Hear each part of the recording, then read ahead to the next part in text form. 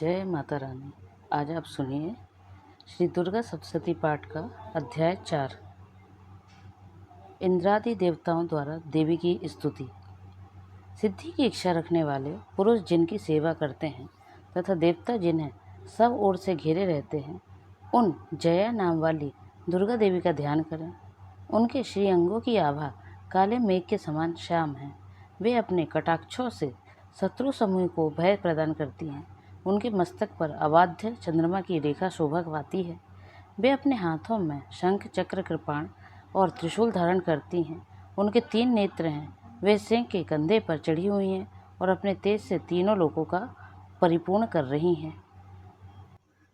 ऋषि कहते हैं, अत्यंत पराक्रमी दुरात्मा महिषासुर तथा उसकी दैत्य सेना के देवी के हाथ से मारे जाने पर इंद्र आदि देवता प्रणाम के लिए गर्दन तथा कंधे झुकाकर उन भगवती दुर्गा का उत्तम वचनों द्वारा स्तवन करने लगे।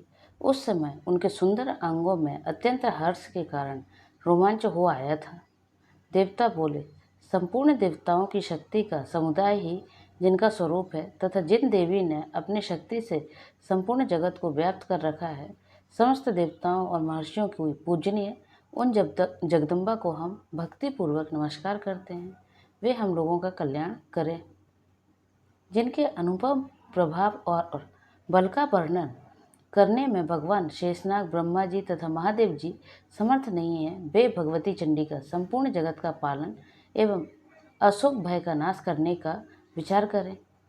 जो पुण्यात्माओं के घरों में स्वयं ही लक्ष्मी रूप से, पापियों के यहाँ दरिद्रता रूप से, शुद्ध अंतःकरण वाले पुरुषों के हृदय में बुद्धि रूप से, सत्पुरुष के में श्रद्धा रूप से तथा कुलीन मनुष्यों में लज्जा रूप से निवास करती हैं, उन आप भगवती दुर्गा को हम नमस्कार करते हैं। देवी, आप संपूर्ण विश्व का पालन कीजिए।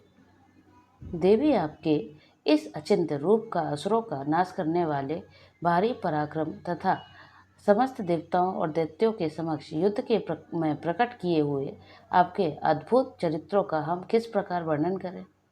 आप संपूर्ण जगत की उत्पत्ति के में कारण हैं। आप में सत्गुण, रजोगुण और तमोगुण, ये तीनों गुण मौजूद हैं, तो भी दोषों के साथ आपका संसंग नहीं जान पड़ता। भगवान विष्णु और महादेवी जी आदि आप देवता भी आपका पार नहीं पाते। आप ही सबका आश्रय हैं।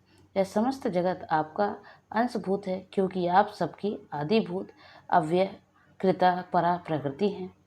देवी, संपूर्ण यज्ञों में जिसके उच्चारण से सब देवता तृप्ति लाभ करते हैं, वह स्वाहा आप ही हैं। इसके अतिरिक्त आप पितरों की भी तृप्ति का कारण हैं, अतएव सब लोग आपकी स्वधा भी कहते हैं।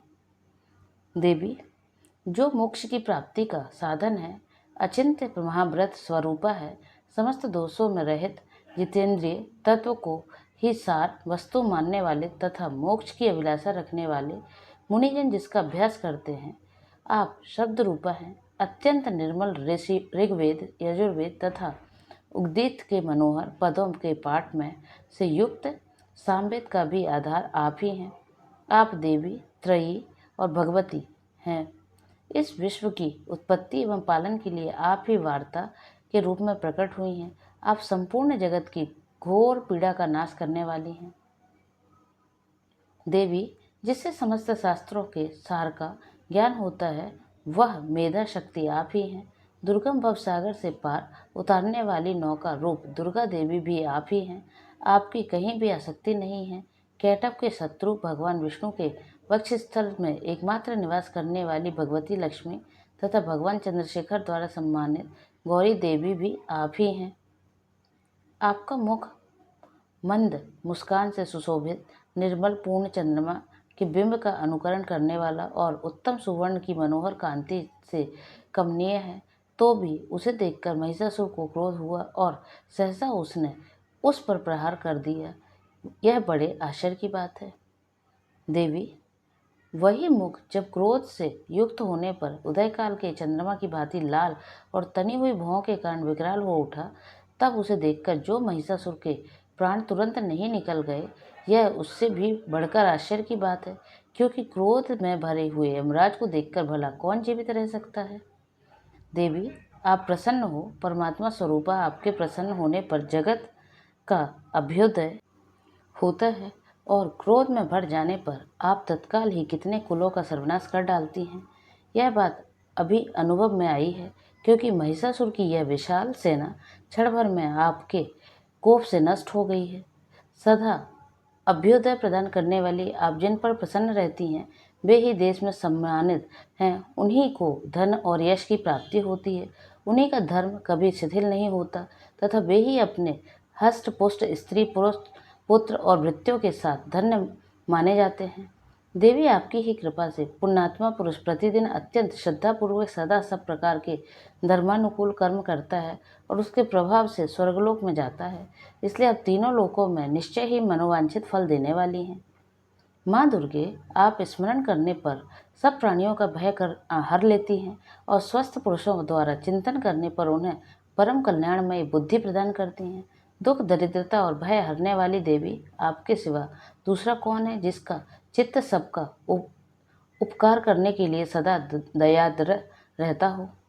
देवी, इन राक्षसों के मारने से संसार को सुख मिले तथा ये राक्षस चिरकाल तक नरक में रहने के लिए भले ही पाप करते रहे हों, इस समय संग्राम में मृत्यु को प्राप्त होकर स्वर्गलोक में जाएं, निश्चय ही यही सोचकर आप शत्रुओं का वध करती हैं। आप शत्रुओं पर शस्त्रों का प्रहार क्यों करती हैं? समस्त असुरों को दृष्टिपात मात्र से ही भस्म क्यों नहीं कर देती? इसमें एक रहस्य है। ये शत्रु भी हमारे शस्त्रों से पवित्र होकर उत्तम लोकों में जाएं, इस प्रकार उनके प्रति भी आपका विचार अत्यंत उत्तम रहता है। खड़ग के तेज पुंज की भयंकर दीप्ति से तथा आपके त्रिशूल से अग्रभाग की घनीभूत प्रभा से चौंधिया कर जो असुरों की आंखें फूट नहीं गई, उसमें कारण यही था कि वे मनोहर रश्मियों से युक्त चंद्रमा के समान आनंद प्रदान करने वाले आपके इस सुंदर मुख का दर्शन करते थे। देवी, आपका शील दुराचारियों के बुरे बर्ताव की दूर करने वाला है।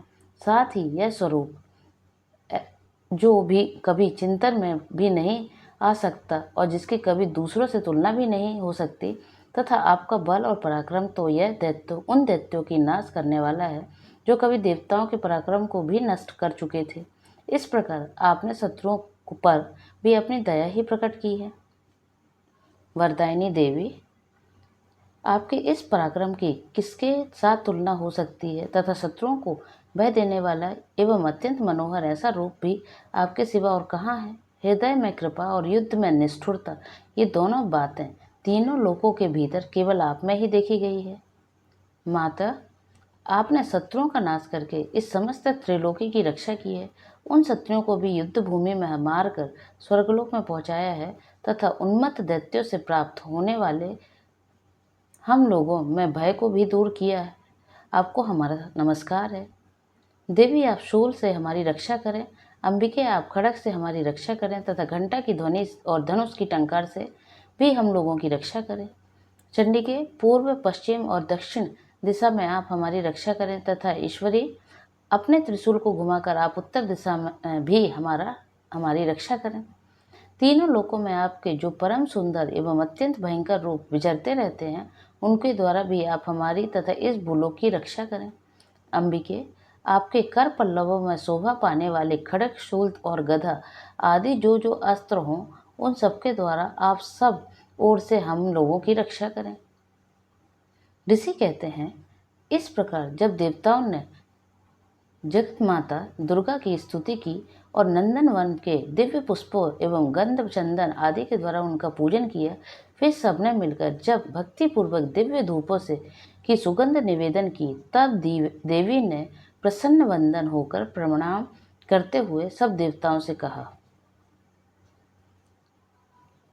देवी बोली, देवताओं, तुम लोग मुझसे जिस वस्तु की अभिलाषा रखते हो उसे मांगो। देवता बोले, भगवती ने हमारी सब इच्छा पूर्ण कर दी, अब कुछ भी बाकी नहीं है, क्योंकि हमारा यह शत्रु महिषासुर मारा गया। महेश्वरी, इतने पर भी यदि आप हमें और वर देना चाहती हैं, तो हम जब जब आपका स्मरण करें तब तब आप दर्शन करके देकर हम लोगों के महान संकट दूर कर दिया करें तथा प्रसन्न मुखी अंबिके, जो मनुष्य इस स्तोत्रों द्वारा आपकी स्तुति करे उसे वित्त, समाधि और वैभव देने के साथ ही उनकी धन और स्त्री आदि संपत्ति को भी बढ़ाने के लिए आप सदा हम पर प्रसन्न रहें। ऋषि कहते हैं, राजन, देवताओं ने जब अपने तथा जगत के कल्याण के लिए भद्रकाली देवी को इस प्रकार प्रसन्न किया, तब वे तथास्तु कहकर वहीं अंतर्ध्यान हो गई। भूपाल, इस प्रकार पूर्व काल में तीनों लोगों का हित चाहने वाली देवी जिस प्रकार देवताओं के शरीर में प्रकट हुई थी, वह सब कथा मैंने कह सुनाई। अब पुनः देवताओं का उपकार करने वाली वे देवी दुष्ट दैत्यों तथा शुंभ निशुंभ का वध करने एवं सब लोगों की रक्षा करने के लिए गौरी देवी के शरीर में से जिस प्रकार प्रकट हुई थी, वह सब प्रसंग मेरे मुँह से सुनो। मैं उसका तुमसे यथावत वर्णन करता हूँ। इस प्रकार श्री मार्कंडेय पुराण में सावर्णिक मनवंतरी कथा के अंतर्गत देवी महात्म्य में शक्रादि स्तुति नामक चौथा अध्याय पूर्ण हुआ। जय माता दी।